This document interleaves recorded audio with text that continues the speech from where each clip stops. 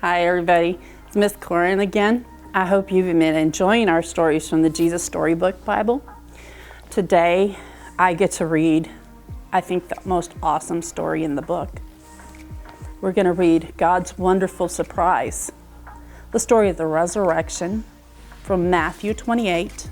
It's also in Mark 16, Luke 24, and John 20. You know, this story is really important because all 4 of the Gospels have it in it. So, Jesus' friends were sad. They would never see their best friend again. How could this happen? Wasn't Jesus the rescuer, the King God had promised? Wasn't supposed to end like this. Yes, but whoever said anything about the end?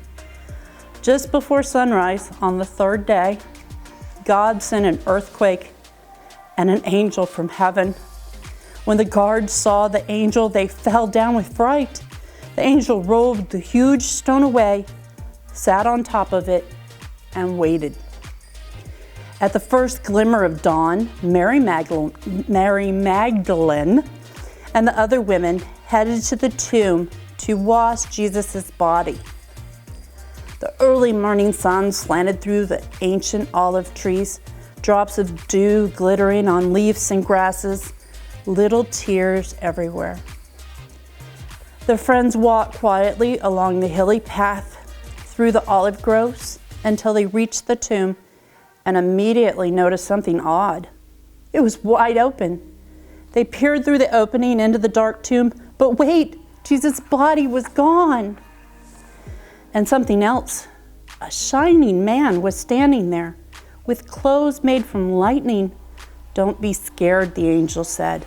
Angels always say that. But they couldn't help it. They screamed anyway. The angel asked them, "What are you doing here? This is a tomb, and tombs are for dead people." The woman couldn't speak.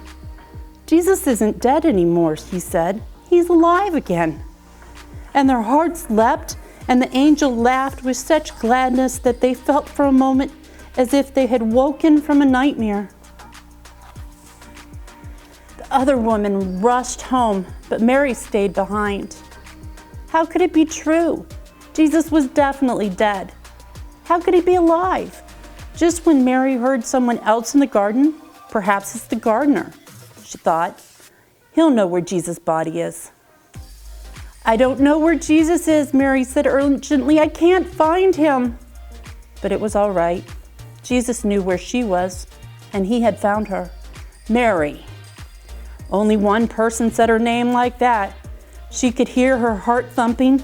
She turned around. She could just make out a figure. She shaded her eyes to see and thought she was dreaming. But she wasn't dreaming. She was seeing Jesus.